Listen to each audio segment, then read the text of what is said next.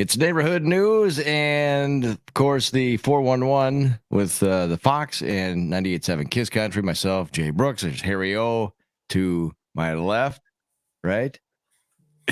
I'm on your right on my screen. Yeah. Okay.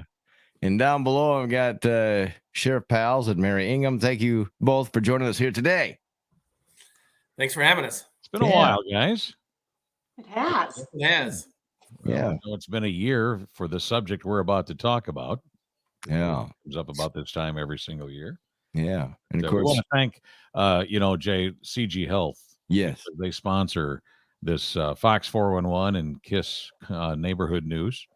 And we appreciate them very much. CG Health, which is out at the public or the Plaza West Shopping Center, or cghealth.com.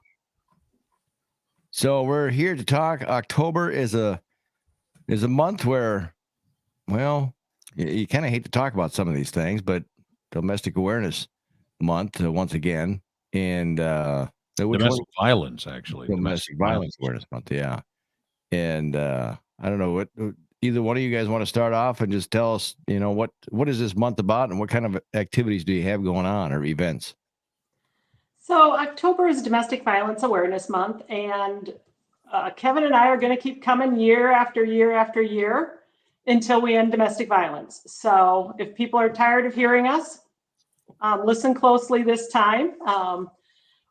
Really, October is a month that we focus on raising awareness. We want to make sure that every single individual in North Iowa knows where to go for help, where to go for assistance, if they are a victim or they know someone.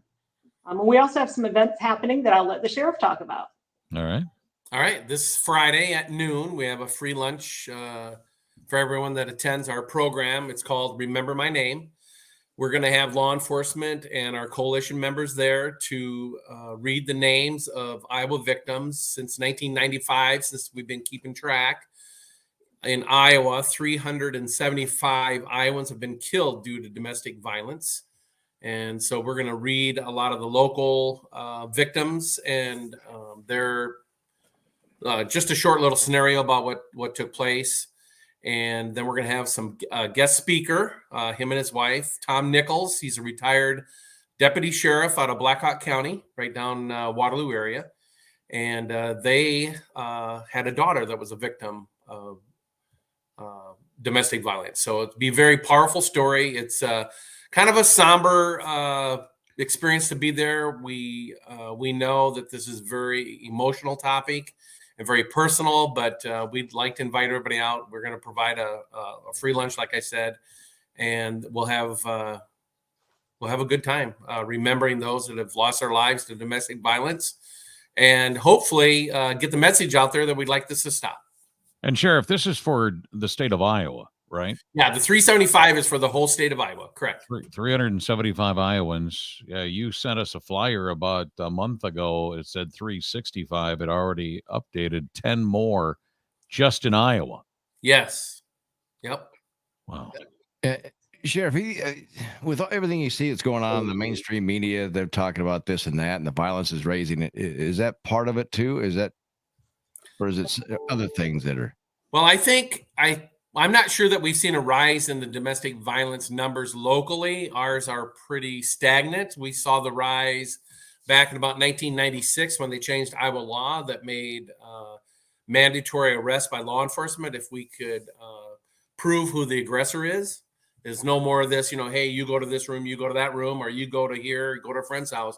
We're not doing that anymore. Now when we have some probable cause to believe violence have taken place, then we are mandated by Iowa law to make an arrest. So the numbers spiked up in the late 90s, and it's kind of leveled off, through locally and nationwide. But the increase of other violence is not directly related to domestic violence. Mary, well, we could have a list of reasons why, this stuff just keeps on going on and on and on. It's been around. It's probably never going to stop, unfortunately. But besides addiction, and maybe you can lead off with that, but what do you think is the main reason? I think, like you said, we could go on and on forever. Yeah. Number one, the basis of domestic violence is power and control. It's someone wanting to exert their power and control over another person. Mhm. And what we know is people are going to, people who use abuse in their life are going to use the least amount of effort possible. So if I can control you by just shooting you a look, that's all I'm going to do. Hmm. But if I have to maybe take your car keys away or control your finances, sometimes that escalates to physical violence. What we see is abuse happens across a continuum. It doesn't typically happen on the first date. So, for example, if you and I went out for dinner tonight and after dinner you punched me in the head, I probably wouldn't go out with you again. I definitely wouldn't go out with you again. Right. But what we see is that it happens over a period of time. And what we see is a lot of times people will start by being very controlling, but it looks like love. You know, someone's texting me 17 times a day. Yeah. What are you doing? Where are you at? All of that. Mhm. So I think it just because it happens slowly and people can't see it when they're in it. And then it's hard to reach out for help. Well, go ahead. Well, I'm kind of curious in what, and Mary or Sheriff, either one of you guys can answer this, but where is the line drawn when it becomes domestic violence? And it doesn't have to be physical, right? It could be just verbally. Hmm. Where's that line where you go, okay, that is, or is there a gray area in between? You know what I mean? Yeah. Well, in Iowa law, anytime you make a threat of physical abuse, it could be a violation. However, the victim's got to cooperate. The mandatory arrest comes with physical evidence, Okay. with supported by, corroborated by other means, other witnesses, or the victim's going to cooperate. So the verbal, like, oh man, you're just a piece of garbage. That's not a law violation. It has to be more specific, like I'm going to kill you, or Right. something like that. Yeah. That crosses the line. Okay. And at our agency, we don't have to have probable cause. We don't have to follow the Iowa code. All we have to do is to believe people. Our threshold is quite a bit lower than law enforcement.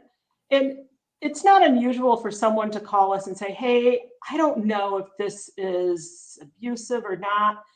And typically if you're wondering if something about the relationship is off, it's probably off. And it's probably been off for a while. And we really define it as anything that makes you feel uncomfortable. People should be feeling safe and comfortable in a relationship. That doesn't necessarily, everyone defines abuse differently, but if you feel uncomfortable in a relationship, you deserve to have a better relationship. You deserve to feel safe and healthy in a relationship. Well, and I think, Mary, that's part of that control too, where I think there could be anybody watching this, if any women are watching, if any men are watching and getting physically abused from their spouse, whatever. But I think it's the fact they feel trapped. They don't know how to get themselves out of this whole thing. And first of all, take a big, deep breath and call Crisis Intervention Service. It's scrolling on our screen right now for you listening, 800-479-9071. So, right, Mary? It's just they feel trapped. I mean, and Absolutely. you've got to get out of that mode. And the other thing is, we really want to encourage family, friends, coworkers. If you suspect someone is in an abusive relationship, let them know that help is available. Yep. They might not be ready for that help today, but they might use that information next week or 2 weeks down the road. Mhm. It's important that the whole community work together on this problem, because I think 20 years ago, society looked at domestic violence as a women's issue. Mhm. Today, we know that 1 in 4 women and 1 in 7 men will be victims of domestic violence in their lifetime. Wow. This isn't a woman's issue. This is a community issue. This is a public health issue. And this is something that the whole community has to work together to end. Something that blows my mind is when you hear about relationships that are abusive or things like that, but then you hear people, they split up, but they some reason still get back together with that same person that's been abusive. Why do they do that? There's a whole We're gonna have to talk for 3 more days. But that's what I Based think. on fear. It really is. A big part of it is fear. And I think 20 years ago, I would have talked about it, love. And I think that has something to do with it. If there's kids involved, Yeah. I think there's this belief that, oh, they're a really good parent. Maybe they're not the best partner, but I want my child to have a good father or a good mother. One of the biggest factors that has where we see victims returning to someone that's been abusive comes down to money. It comes down to finances and not being able to afford to live on their own. Is there, And it's a huge barrier, and it's hard to overcome for many people. is there any type of financial assistance people could get with that or not? We can provide financial assistance, but almost every program that can help people with financial assistance is more of a Band-Aid or a bridge. I like to look at it as a bridge. We can help for 2 to 3 months, but we can't help forever. So depending on people's individual circumstances, it might be difficult. Sheriff, is it pretty common to think that domestic violence is the #1 crime in the area? Out of all the calls you guys do? Yeah, it's not #1. Oh, it's not. Okay. No. I thought it would be way up there because domestic violence, domestic disputes. Yeah. You guys Well, called on that all the time. it's about in the middle of the category. Okay. I believe from a law enforcement standpoint that I believe addiction is probably one of the leading factors to some of that. However, the personality traits of some people, being in families where domestic violence occurred growing up, I think has a huge impact on how we treat each other, because it's kind of a learned behavior. And that's why when you contact crisis or friends and family contact crisis, there's some education that people can get to help themselves change. And so everyone convicted of domestic abuse has to take an Iowa certified class through adult probation parole. There's anger classes they can take. There's domestic violence education classes. I can't think of the name of the Iowa program right now, Mary, because it switched a couple years ago and I don't have the handle on that. But, there is help for people that know they have a problem. And unfortunately, some of these abusers just don't catch on right away. Yeah. Unfortunately, it takes a few times, right, Mary? Yeah.